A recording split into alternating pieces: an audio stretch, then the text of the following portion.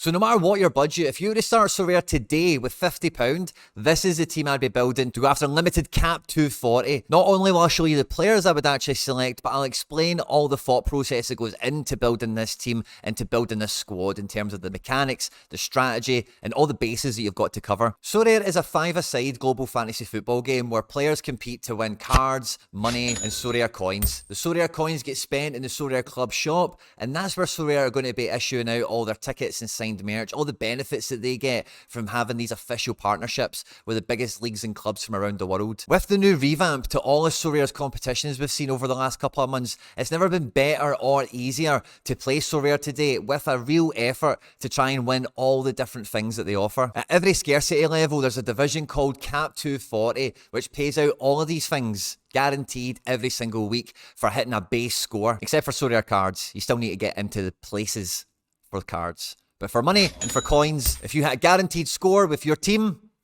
win. And newcomers ask me all the time, Quinny, if you were starting out today and you were going to build a team to try and win thresholds, which is money for hitting a set score, to try and earn some coins as well for the club shop, and be in the chance of winning a card every couple of weeks. And that's a really hard question to answer because so many people out there have got a variety of different budgets, appetite for the game, appetite for football. And another really hard thing to think about when you're talking to so many different people is the different timescales that people play over. Not everyone deposits what will become their full account in one go. A lot of people build their account up over a long period of time. And thanks to all the amazing tools that we've got at SorareData.com, not only am I going to show you how to build this amazing limited team for under £50, but I can also show you how much that exact same team would cost if it was for rare cards. This video will make up part 1, and I'm going to come back in a month's time and review this and see exactly how many thresholds were won, how many cards would have been captured, and how many coins we would have earned from playing this squad. If you're new to Sorare and you haven't even started yet, there's a link in the description in this video.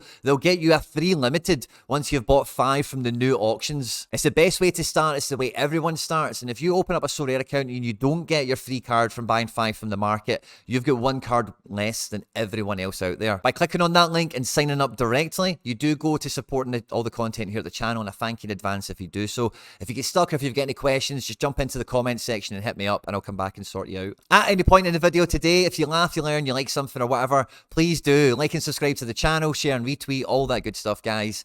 Stay out of trouble and let's get stuck into it.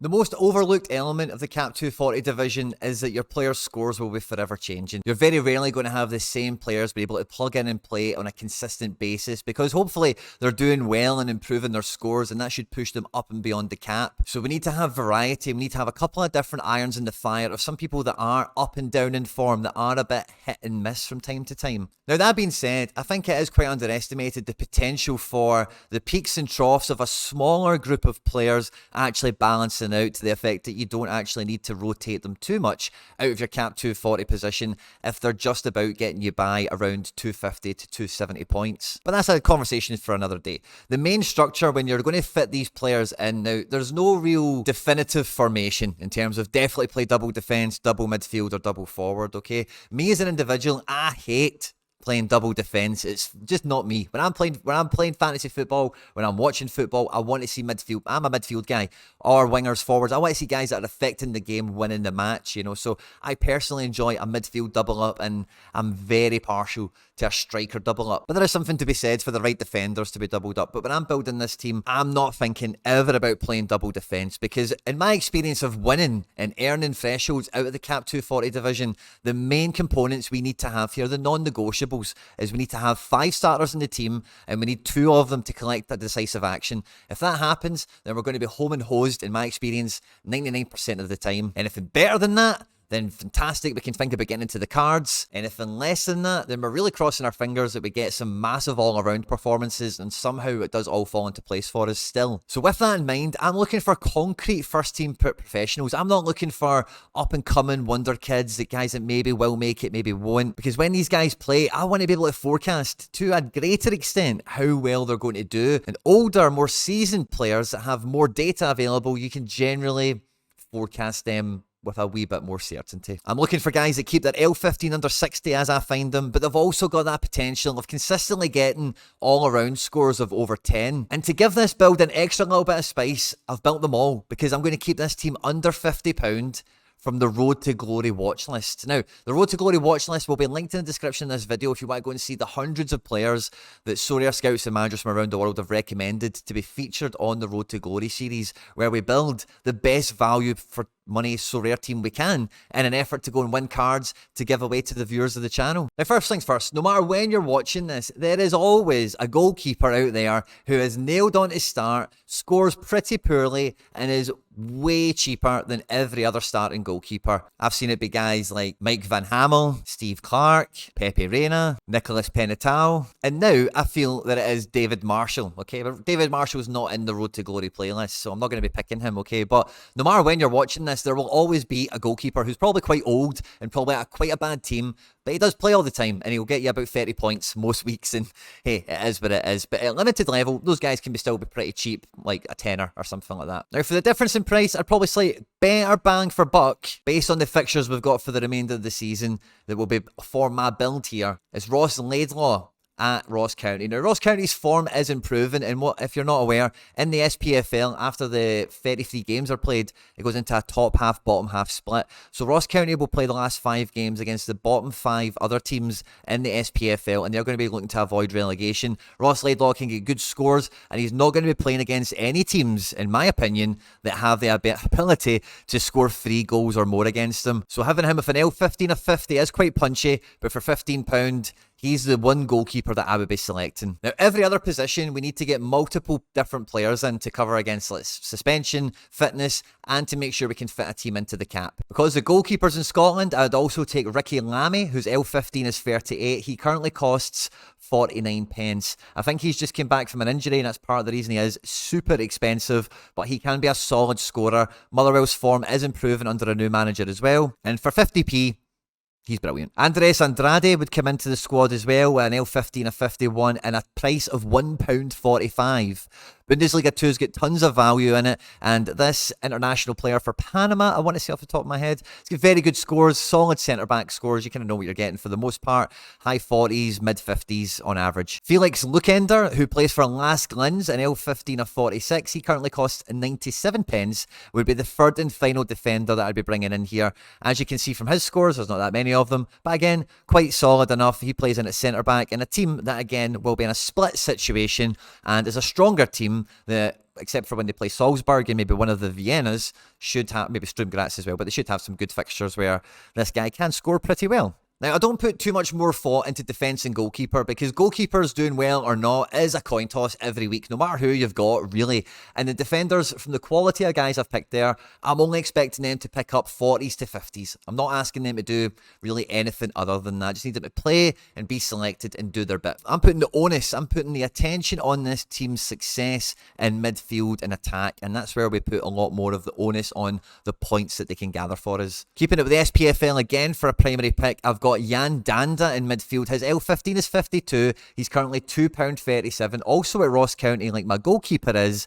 And Jan Danda can score over 70 into the high 60s on the regular, no problem at all. So again, if I've got a feeling Ross County are at home in a favourable fixture, this is the sort of guy that I can put in midfield and think, yes, I can think about him to get me a decisive action, particularly with the fixture list I was explaining in Scotland. Haruki Arai would also come in with an L15 of 45 and a price of 91 pence. The Japanese midfielder plays in Croatia, and he is pretty tidy. You know, he's very similar to some of those centre-backs, and he's somebody we might play if, again, the fixture maybe lends itself to a good game or it's a needs-must situation. But for under £1, he's got a decent enough AA. His cap is low enough, and maybe we facilitate him to not be a decisive required player if we've got a better feeling around 2 other players that might play in midfield and or up front. Another Japanese player and another one from Bundesliga 2 in a weird Venn diagram. L15 of 40, Masayo Okugawa, who's currently 91 pence as well. The Bielefeld winger has had a great score, a great run of scores recently in Germany, but it's since kind of fallen off a little bit with some sub appearances and some irregular minutes. I would be backing this guy to get some sort of form back. Will it be as consistent as it was earlier this season? Who knows? But players come in and out of form all the time, and for 91 pence, I don't mind waiting for this guy's form to return, or maybe taking the chance on us playing him when his form does return for an L15 of 40. He could be a really good shot if we see Bielefeld out at home to a really low-ranking team, for example. Sander van de Streek gives us some solidarity in midfield. His L15 is 53. He currently costs £2.22. Utrecht are one of the overperformers in Eredivisie this year, and this guy's very solid in midfield. 2 scores recently have been really subpar, but with the general game he does tend to bring. This also, again, is a midfielder we can plug in and play and think about him being the difference about us getting into the cards, not just getting into threshold places. We need a clear goal scorer up front, and with the remaining budget, we take Alexander Sorloth. His L15 is 43. He's currently £12.25, the most expensive player outside of the goalkeeper in the team. And, you know, Sociedad have not been in great form recently, playing midweeks and weekend with European football. I do see the back end of the season for Sociedad probably being quite pivotal. They play Elche before the international break, where Sorloth, you might get some utility. I don't think we've got enough internationals for that to be worthwhile here. But across all these games for the remaining ones, a big poaching goal-scoring striker like Sorloth is somebody that we would want to think about having in the road to glory, particularly with the L15 of 42 is carrying at the moment. That doesn't leave us with much budget, so I went out and I got 2 veterans to come into this build to really help us get pushed over the line here. And with these guys, Burak Yilmaz is a set-piece taking monster up front for Fortuna Sittard. An L15 of 55 currently costs £5.21, and his scores in Holland are still formidable, and he's not going anywhere anytime soon. And again, age is just a number. We're just getting this guy in to get some goal scorer, some assist opportunities between now and the end of the season, with the hopes of him helping us with some thresholds and maybe the odd card win here or there. Same with his potential strike partner, Pape Cisse at Amiens. L15 of 43, £3 on the limited market at the moment. And again, he's a real boomer bust striker still in his ripe old age, but playing in Ligue 2, he's definitely still got it. He's definitely a good boomer bust player in that respect. So the overall watch list, or the overall build, looks like this. A lot of guys that are over the age of 24, certainly into the veteran stages. 1 goalkeeper, 3 defenders, 4 midfielders and 3 attackers. 3 guys from second division, 7 guys from challenger and 1 guy from champion. The limited price of this team is £49.25 at point of recording. And if you wanted to build this as a rare team, it would currently cost you just under £700. Now in rare threshold, it's £50 a game week you get for this. So it'll take you 14 thresholds to pay that back if you just went, copied and pasted that exact team.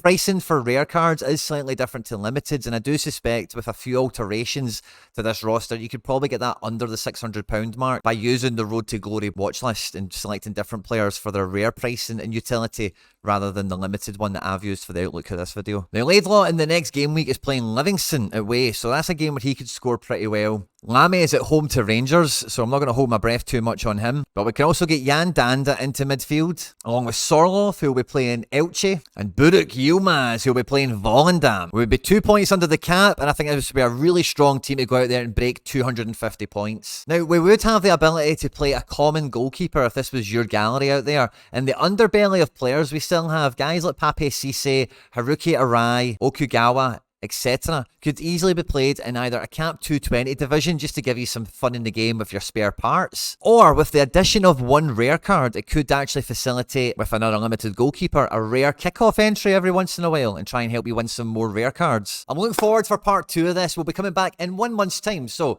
don't forget to subscribe and hit notifications and watch out for that video coming back, where we'll see the price of the cards in 1 month from now, as well as how many thresholds we would have been able to get, if we would have won any cards, how many coins we would have captured, etc. Look forward to reading your thoughts and feelings in the comment section down below. Stay out of trouble. I'll catch you on the next one. Take care. Bye-bye.